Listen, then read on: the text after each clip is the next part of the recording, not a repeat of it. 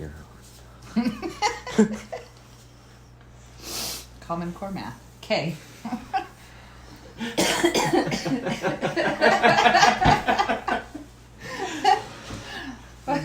I'm MJ. And I'm AJ. And today we're going to show you how to make a paper fidget spinner. One of my favorite debate presidents taught me how to make these. They're really great. Unlike the metal fidget spinners, they're real quiet, but they are also really entertaining.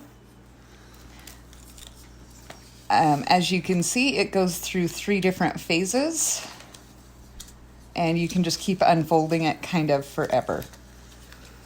So the hardest part of making these is getting your initial angle. If you got a kit from us, we already cut it for you, but the difficulty is that you have to make equilateral triangles.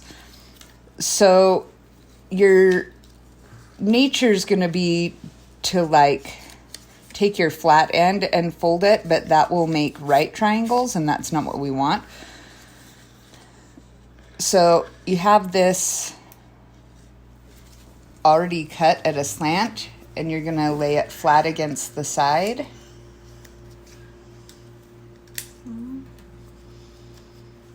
You should have gotten the sticks.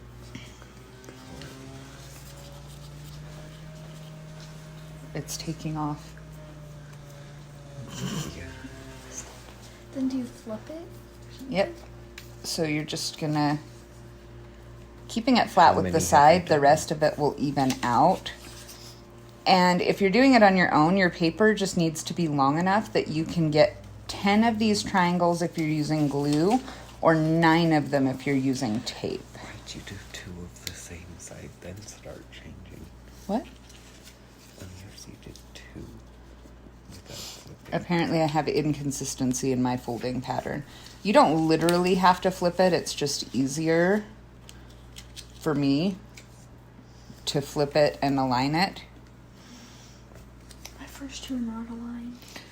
Yeah, and our angles weren't perfect, so you might not have exact alignment on your beginning and end. We discovered this was a thing that was kind of hard to mass produce.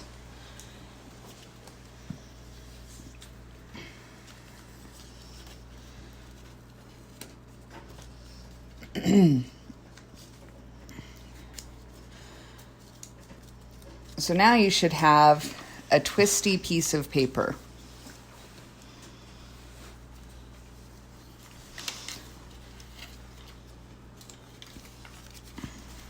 And what you're going to do is you're going to go 3 in and fold it. And then go 1, 2, fold it. And that brings you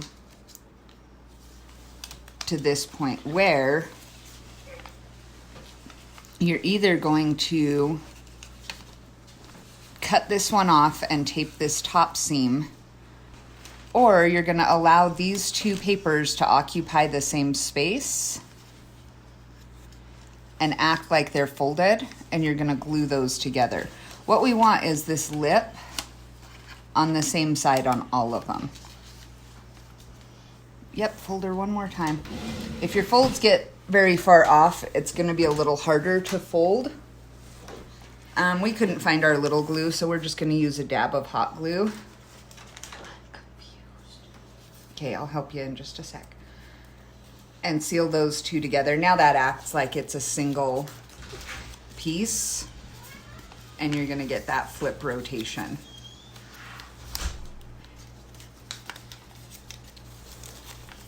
At this point, it's fun to color each individual side or to make designs on them so that you can watch it continue to unfold.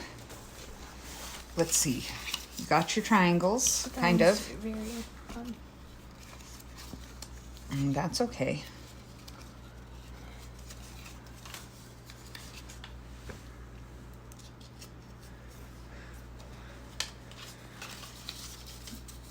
If you flip it over this way between each of them, it makes it so the folds go the right directions for the end game.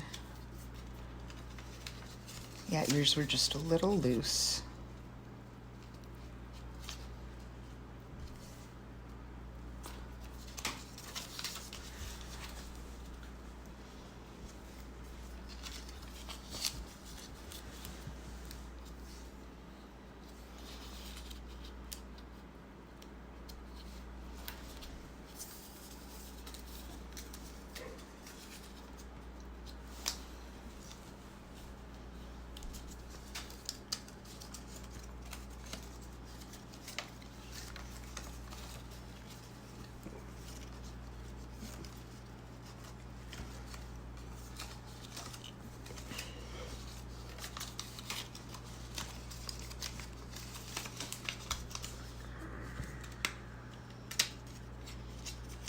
that.